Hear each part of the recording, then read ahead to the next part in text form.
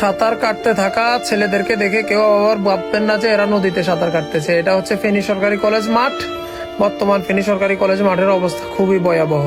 দেখতে পাচ্ছেন জেল রোডের অবস্থা। এটা হচ্ছে জেল রোড, ফেনী সরকারি কলেজ মাঠ।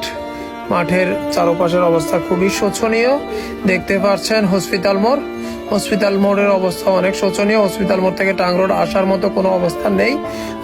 কোমর পরিমাণ পানি হয়ে গেছে হসপিটাল মোড় থেকে টাং রোড পর্যন্ত জায়গায়। একই সাথে এটা হচ্ছে জেল রোড। জেল রোডের অবস্থা আরো শোচনীয়। দোকানের একদম নাগাল পর্যন্ত পানি যাচ্ছে জেলের গেট দিয়ে, জেলের দিকে প্রবেশ করছে। ট্রেন পুরো পানিতে ডুবে গেছে। এখন দেখতে পাচ্ছেন ফেনী সরকারি কলেজ।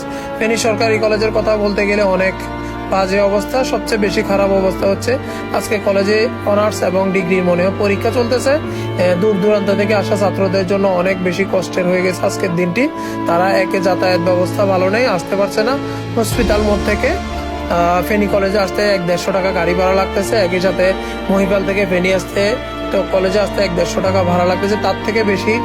এবং কি অনেক কষ্ট, মানে এই কষ্টের শেষ নেই। সবাই দোয়া করবেন ফেনীর মানুষের জন্য, যাতে সবাই এই দুর্ভোগ থেকে মুক্তি পায়।